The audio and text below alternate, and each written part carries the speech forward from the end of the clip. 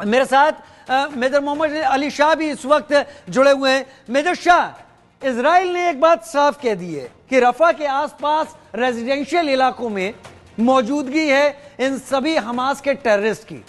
Israel ये भी कह रहा है कि किडनैपर्स की बात की जाए, वो 100 के करीब किडनैपर्स जो अभी भी कब्जे में हैं, हम इस चीज को डाइल्यूट कर देंगे। लेकिन हमास झुकने को तैयार नहीं है। शायद हमास किडनैपर्स के नाम पर एक अपनी शील्ड बना के रखे हुए है। अगर ये चीज ऐसे ही रही तो ये वॉर खत्म होता नहीं लग रहा। शायद यूक्रेन युद्ध रूस की तरह आगे बढ़ता जाएगा।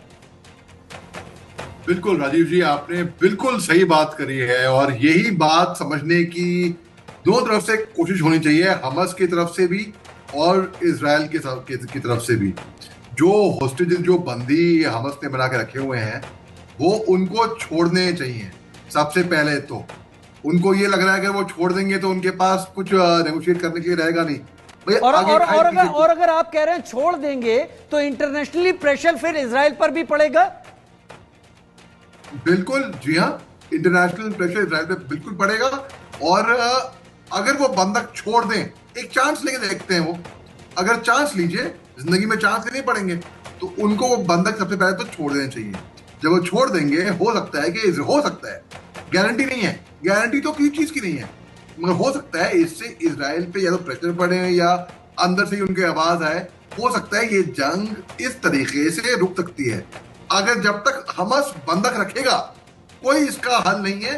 प्रेसिडेंट नेतन्याहू वहां से, प्राइम मिनिस्टर नेतन्याहू वहां से अपना गोलीबारी करते रहेंगे बिल्कुल, और वहां से बमबारी करते रहेंगे। रफा बॉर्डर पे अमेरिका ने भी मना किया था इनको, यूएन ने मना किया था कि भाई रफा बॉर्डर पे, रफा पे हमले मत करना, लेकिन फिर भी ये गए और रात भर बमबारी हुई है, रात भर।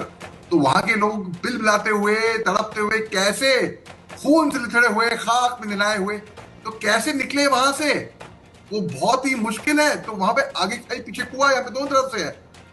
हमास की वजह से मासूम वहां पे जो मर रहे हैं, जिसको हम इजराइल का करार दे रही दुनिया, बिल्कुल इजराइल तो कर ही रही है, लेकिन दो तरफ से इजराइल भी कर रही है गलत काम और हमास ने तो किया ही क्या गलत काम।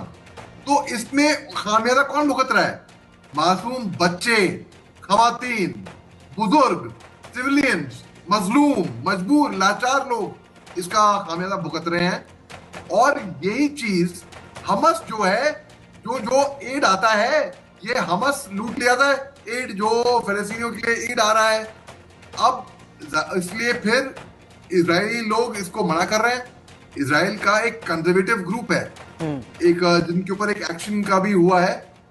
अब वो जाहिर सी बात, जितने भी ट्रक है, उनको पहुंच नहीं दे रहा रफा बॉर्डर तक या अंदर गाजा पट्टी के अंदर, क्योंकि इसमें क्या है, जो उग्रवादी जो हैं, जो हमास, जो कि एक बैंड टेररिस्ट ऑर्गेनाइजेशन है, वो लूट लिया रहा है।